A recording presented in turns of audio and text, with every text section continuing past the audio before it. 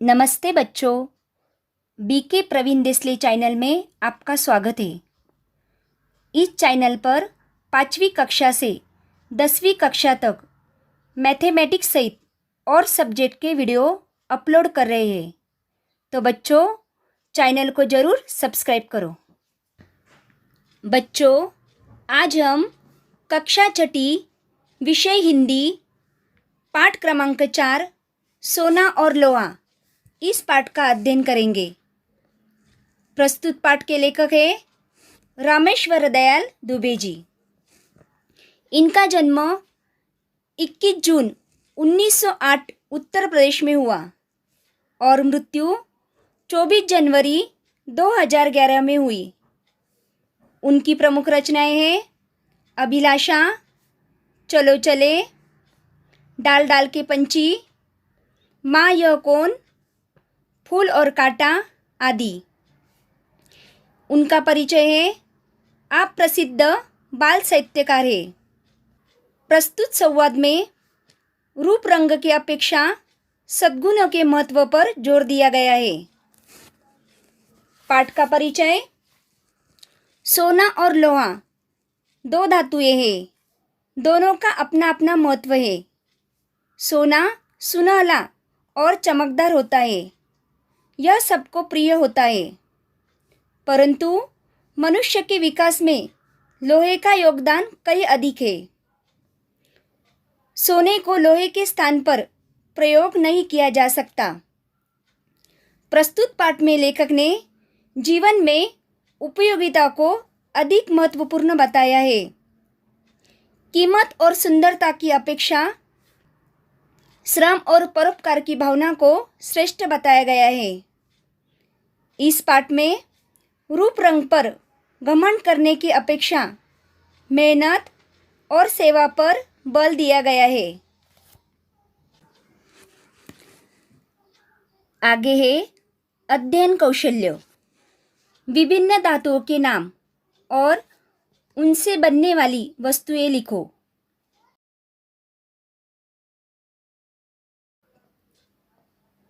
एक धातु तांबा, वस्तु तार, बर्तन, सिक्के, कलाकृतियाँ। दो धातु पीतल, वस्तु कलाकृतियाँ, सिक्के, बर्तन। तीन धातु एल्यूमिनियम, वस्तु तार, बर्तन। चार धातु चांदी, वस्तु गहने, बर्तन, कलाकृतियाँ, सिक्के। सोना, सोना कहता है मैं स्वर्ण, मैं सोना, मेरे भी क्या शान है, जिसे देखो मुझे चाहता है, मेरे गुण ही ऐसे है। स्वर्ण यानी सोना। सोना कहता है मेरी भी क्या शान है, जिसे देखो मुझे चाहता है। लोहा, लोहा कहता है नमस्ते, क्या कह रहे थे, मेरा रूप ही ऐसा है, मेरे गुण ही ऐसे है। सोना, फिर सोना कहता है मैं क्या झूठ बोल रहा हूँ, मेरा चमकता पीला रंग देख, संसार में मैं सबसे सुंदर हूँ। लोहा, लोहा कहता है सोने, पहले ये तो बता कि तू तिजोरी से बाहर क्यों आया। तिजोरी यानी लोहे का संदूक या छोटी अलमारी जिसमें रुपए आदि रखे जाते हैं। लाख बार कहा कि तेरा बाहर आना खतरे से खाली नहीं, मगर तू मानता ही नहीं। तेरी रक्षा का भार मुझ पर है। बच्चों, लोहे पर किसकी रक्षा का भार है? लोहे पर सोने की रक्षा का भार है।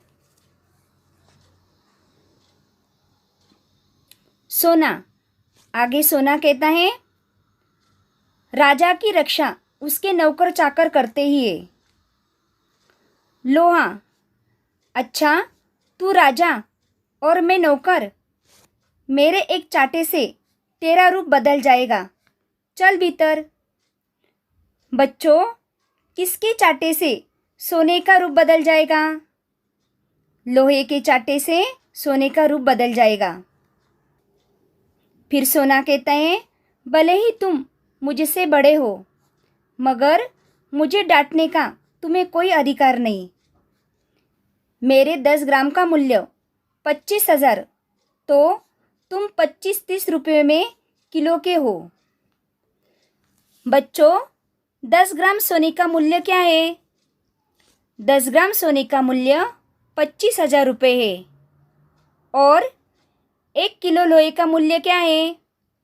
1 किलो लोहे का मूल्य 25-30 रुपये है। लोहा, लोहा कहता है, रुपयों में किसी वस्तु का मूल्य लगाना व्यर्थ है। देखना यह चाहिए कि कौन कितना उपयोगी है। मूल्य यानी महत्व, उपयोगी यानी योग्य। सोने से पेट नहीं भरता, मैं सबका हाथ बटाता हूँ।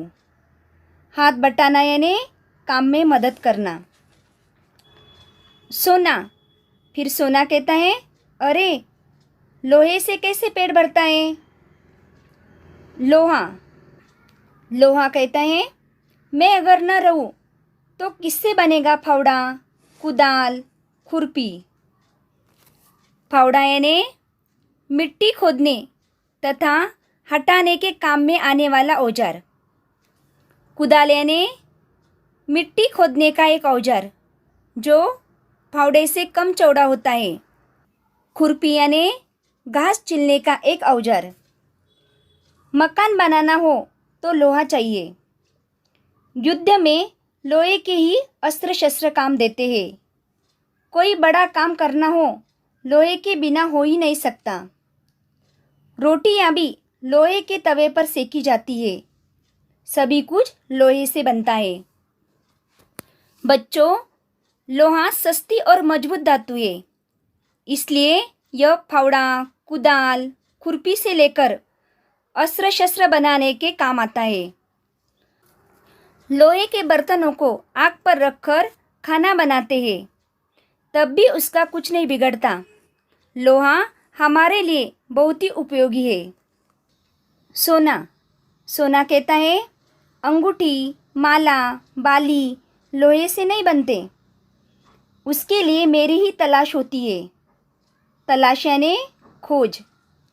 मैं राजा, महाराजाओं, धनिकों का प्यारा हूँ। मैं ऊंची जगह रहता हूँ, नीचे नहीं उतरता। फिर लोहा कहता है, तू राजाओं, धनिकों का प्यारा है। धनिक यानी धनवान। मैं किसानों, मजदूरों का प्यारा हूँ। गरीबों की सेवा करने में मुझे सुख मिलता है। राजाओं के दिन लद गए, अब तो श्रमिकों के दिन है।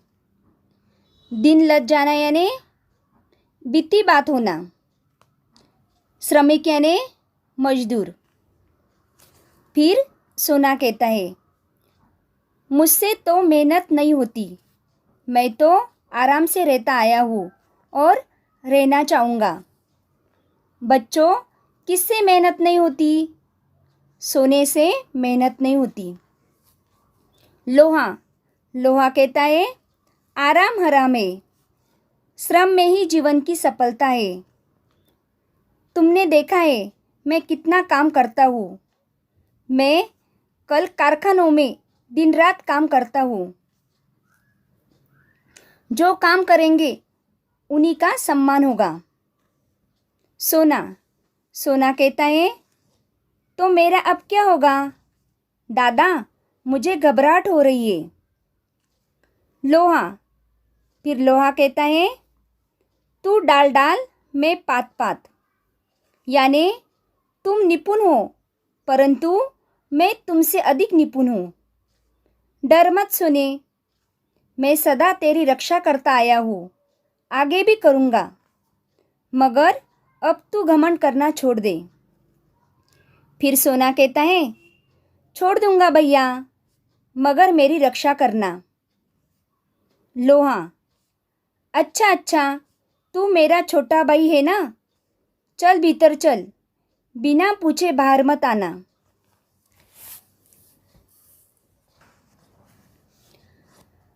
बच्चों, इस पाठ से हमें यह जानकारी मिली कि सोना अपने रूप, चमक और शान पर इतराता है। वह अपने को संसार में सबसे मूल्यवान मानता है।